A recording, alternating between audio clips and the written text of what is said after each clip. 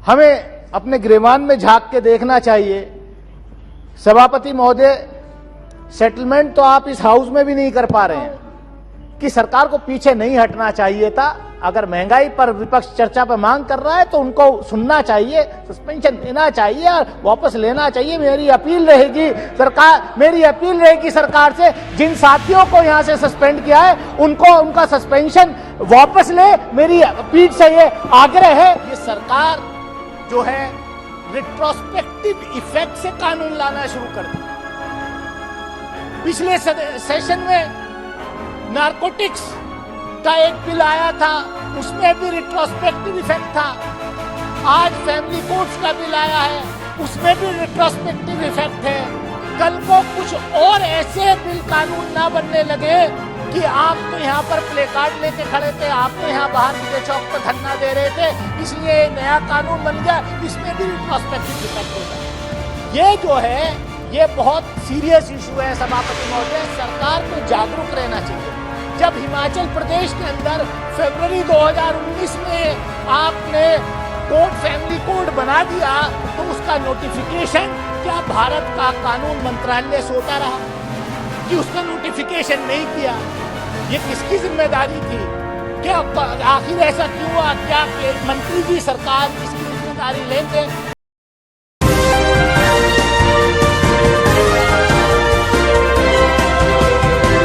दिशा में भी सोचना चाहिए। यही मेरा आपसे माननीय मंत्री जी अनुरोध है। धन्यवाद। जो श्री दैनिश अली। धन्यवाद। सभापति महोदय, आपने मुझे इस फैमिली कोर्ट अमेंडमेंट बिल 2022 पर बोलने का मौका दिया। बेसिकली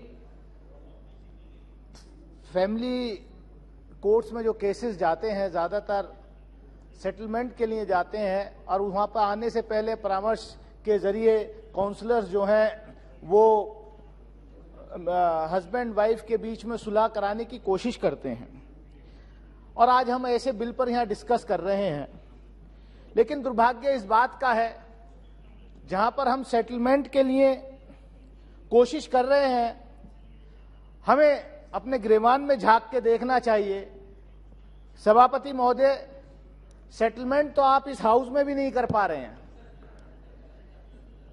यहां पर विपक्ष की बेंचेस खाली हैं। अगर ये परामर्श से, सेटलमेंट से, अच्छी नियत से सबको साथ लेकर के इस बिल को हम पास करते, सबके व्यूज इसमें आते तो बहुत ज्यादा अच्छा रहता। लेकिन हम अपने हाउस के अंदर भी सबको साथ लेकर के नहीं चल पा रहे हैं। ये कितना बड़ा दुर्भाग्य की बात है। मैं उसमें नहीं जाना चाहता कि क्यों क्या हुआ है। भाई हर सदस्य का अधिकार है कि वो चर्चा पे मांग करे। मैं इतना ही कहना चाहता हूं कि सरकार को पीछे नहीं हटना चाहिए था। अगर महंगाई पर विपक्ष चर्चा पर मांग कर रहा है तो उनको सुनना चाहिए, सस्पेंशन देना चाहिए और वापस लेना चाहिए। मेरी अपील रहेगी सरकार से, जिन साथियों को यहां से सस्पेंड किया है उनको उनका सस्पेंशन वापस ले। मेरी पीठ से ये आग्रह है, ये पीठ से आग्रह है उनको। Please confine yourself to the सभापति महोदय, मैं यही कहना चाहूंगा कि हम यहां आते हैं, चर्चा हो, हाउस चले। अभी आप जानते हैं कि कितने लाखों की तादाद में केसेस कोर्ट्स के अंदर पेंडिंग हैं। यहां पर कानून मंत्री बैठे हैं। मैं इस बिल पर आना से पहले एक बात कहना चाहूंगा कि जो इंफ्रास्ट्रक्चर है कोर्ट्स का, उसमें बहुत कमी है। सभापति महोदय, मेरे यहां अमरोहा लोकसभा क्षेत्र का एक पार्ट जो है हापुड़ जिला आता है, करीब 40% हापुड़ जिला जो है मेरी लोकसभा क्षेत्र में। और अभी आसन पर राजेंद्र अग्रवाल जी बैठे थे, उनका भी वो जिला है। कानून मंत्री महोदय से मैं कहना चाहूंगा, सर 2011 में जिला बना हापुड़, लेकिन आज तक वहां डिस्ट्रिक्ट कोर्ट के लिए बिल्डिंग नहीं है। डिस्ट्रिक्ट कोर्ट जो है वो 5 जगह में चल रहा है। हम सस्ता न्याय दिलाने की बात करते हैं, लेकिन सरकार ने मतलब जमीन एक्वायर हो चुकी है। 32 एकड़ जमीन डिस्ट्रिक्ट कोर्ट के लिए एक्वायर हो चुकी है। मैं चाहूंगा, मैं आपसे व्यक्तिगत रूप से भी मिलकर के चर्चा करनी चाहूंगा उस पे, लेकिन पैसा जो है सरकार नहीं दे रही है। मतलब सरकार से ही सरकार को जमीन खरीदनी है डिस्ट्रिक्ट कोर्ट बनाने के लिए हापुड़ जिले में, लेकिन सरकार पैसा नहीं दे रही है जमीन के लिए। ये कहां का न्याय है सर? हम सस्ता और सुलभ न्याय दिलाने की बात बहुत करते हैं, लेकिन धरातल पे इसके जस्ट विपरीत हो रहा है। मैं आग्रह करना चाहूंगा आपके माध्यम से माननीय कानून मंत्री जी से कि हापुड़ जिले के अंदर डिस्ट्रिक्ट कोर्ट की नई बिल्डिंग बनाने के लिए जो बाधाएं आ रही हैं, उन बाधाओं को उत्तर प्रदेश सरकार से मिलकर के उनको लिखे और जल्द से जल्द दूर कराएं। सभापति महोदय, यहां पर जो है एक चीज और हो रही है, पिछले मैं कई सेशन से देख रहा हूं, ये सरकार जो है रिट्रोस्पेक्टिव इफेक्ट से कानून लाना शुरू कर दी है। पिछले सेशन में नारकोटिक्स का एक बिल आया था, उसमें भी रिट्रोस्पेक्टिव इफेक्ट था। आज फैमिली कोर्ट्स का बिल आया है, उसमें भी रिट्रोस्पेक्टिव इफेक्ट है। कल को कुछ और ऐसे बिल कानून ना बनने लगे कि आप तो यहां पर प्ले कार्ड लेके खड़े थे, आप तो यहां बाहर विजय चौक पर धरना दे रहे थे, इसलिए नया कानून बन गया, इसमें भी रिट्रोस्पेक्टिव इफेक्ट हो जाए।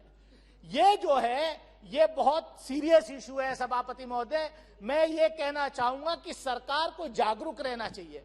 जब हिमाचल प्रदेश के अंदर फरवरी 2019 में आपने कोर्ट फैमिली कोड बना दिया, तो उसका नोटिफिकेशन क्या भारत का कानून मंत्रालय सोता रहा कि उसका नोटिफिकेशन नहीं किया? ये किसकी जिम्मेदारी थी? क्या आखिर ऐसा क्यों हुआ? क्या मंत्री जी सरकार इसकी जिम्मेदारी लेंगे? जब वो अपना जवाब देंगे इसमें बताएंगे। मैं ज्यादा कुछ ना कहते हुए मैं यही कहूंगा कि अभी मेरे से पहले